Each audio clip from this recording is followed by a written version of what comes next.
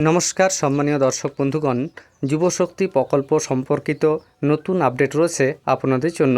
পশ্চিমবঙ্গের বর্তমান সরকার নির্বাচনের পূর্বে প্রতিশ্রুতি দিয়েছিল বেকার যুবকদের প্রতি মাসে ৩,০০০ টাকা করে ভাতা দেবে এবং সেই প্রকল্পটির নাম যুবশক্তি প্রকল্প। এবার পশ্চিমবঙ্গের নতুন সরকার সে বিষয়ে কাজ শুরু করলো। আপনারা জানেন, যারা লক্ষ্মী ভাণ্ডার পেতেন তাদের যে ডাটা বা তথ্য সেটি অন্নপূর্ণা ভাণ্ডারের পোর্টালে ট্রান্সফার করা হয়েছে। একইভাবে যারা যুবসাথী টাকা পাচ্ছিলেন তাদের তথ্যও যাচাই করা শুরু হয়েছে। এই সংক্রান্ত যে আপডেট রয়েছে তা আপনাদের সামনে তুলে ধরব। এর আগে অনুরোধ, চ্যানেলে নতুন হয়ে থাকলে ছোট্ট চ্যানেলটি সাবস্ক্রাইব করে নোটিফিকেশন অল করে রাখতে ভুলবেন না। দেখুন এ বিষয়ে একটি প্রতিবেদনে কি তথ্য উঠে এসেছে।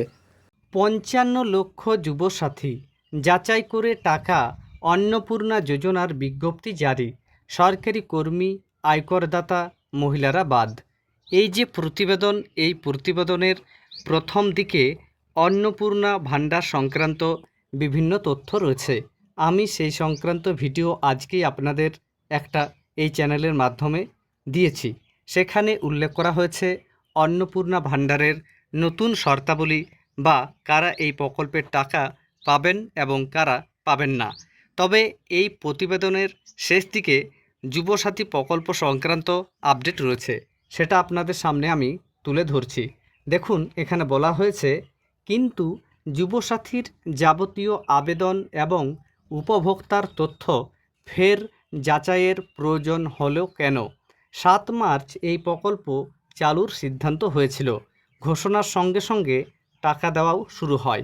প্রথমেই প্রায় ১ লক্ষ উপভোক্তার ব্যাংক অ্যাকাউন্টে টাকা পাঠানো হয়েছিল। তারপর ধাপে ধাপে টাকা পাঠানো হয় মোট ৫৫ লক্ষ উপভোক্তার অ্যাকাউন্টে। কিন্তু পরবর্তীতে প্রশাসনিক মহলের কাছে বেশ কিছু ক্ষেত্রে অসঙ্গতি দেখা দেয়। স্বল্প সময়ে টাকা ছাড়তে গিয়ে উপভোক্তা তথ্যের যাচাই প্রক্রিয়া নিয়ে প্রশ্ন ওঠে প্রশাসনের অন্দরেই। তাই সরকার মনে করছে তথ্যের পুনর্যাচাই দরকার। একই ব্যক্তির অ্যাকাউন্টে দুবার টাকা পড়ার ঘটনা ঘটছে কিনা সেটাও খতিয়ে দেখা হবে। এই পর্যন্ত মার্চ এবং এপ্রিল মাসের টাকা ছাড়া হয়েছে। প্রতি মাসে খরচ হয়েছে প্রায় ৮০০ কোটি।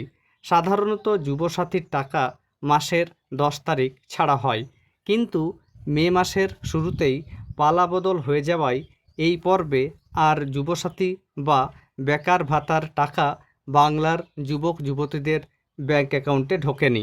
যেহেতু জনকল্যাণমূলক প্রকল্পগুলোর ক্ষেত্রে নতুন বিজেপি সরকার স্বচ্ছতা সুনিশ্চিত করার নির্দেশ দিয়েছে, তাই অন্নপূর্ণা যোজনার টাকা ১ জুন থেকে নিশ্চিত হলেও আপাতত বেকার ভাতার টাকা বন্ধ থাকবে পুনর্যাচাই সম্পূর্ণ না হওয়া পর্যন্ত। তাহলে বুঝতেই পাচ্ছেন, যুবসাথী প্রকল্পে যারা নাম নথিভুক্ত করেছেন এবং যারা টাকা পেয়েছেন তাদের তথ্য আবার যাচাই করছে সরকার, এবং সেই তথ্য যাচাই যতদিন না কমপ্লিট হচ্ছে ততদিন পর্যন্ত বেকার ভাতা অর্থাৎ যুবসাথী প্রকল্পের টাকা তো বন্ধ থাকছেই, পাশাপাশি আপনাদের জানিয়ে দিতে চাই যে যুবসাথী প্রকল্পের টাকা আর দেওয়া হবে না। তবে বর্তমান সরকার নির্বাচনের আগে প্রতিশ্রুতি দিয়েছিল তারা বেকার যুবকদের যুবশক্তি প্রকল্পে প্রতি মাসে ৩,০০০ টাকা করে দেবে। এখন প্রশ্ন হচ্ছে, সেই টাকা কবে দেবে?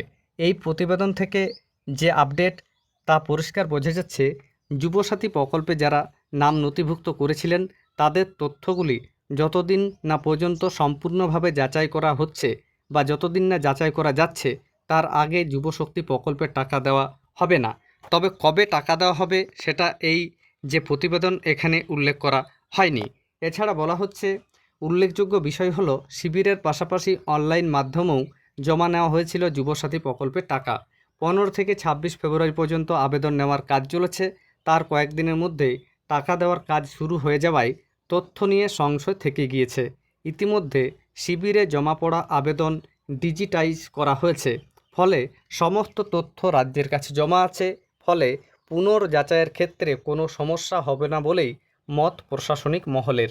আবার নির্বাচন ঘোষণা হয়ে যাওয়ায় বেশ কিছু আবেদনকারীকে সুবিধা প্রদান করা সম্ভব হয়নি পূর্বতন সরকারের পক্ষে। সেক্ষেত্রে ডবল ইঞ্জিন সরকার পড়ে থাকা আবেদন নিয়ে কী সিদ্ধান্ত নেয় সেদিকেও এখন নজর রয়েছে রাজ্যবাসীর।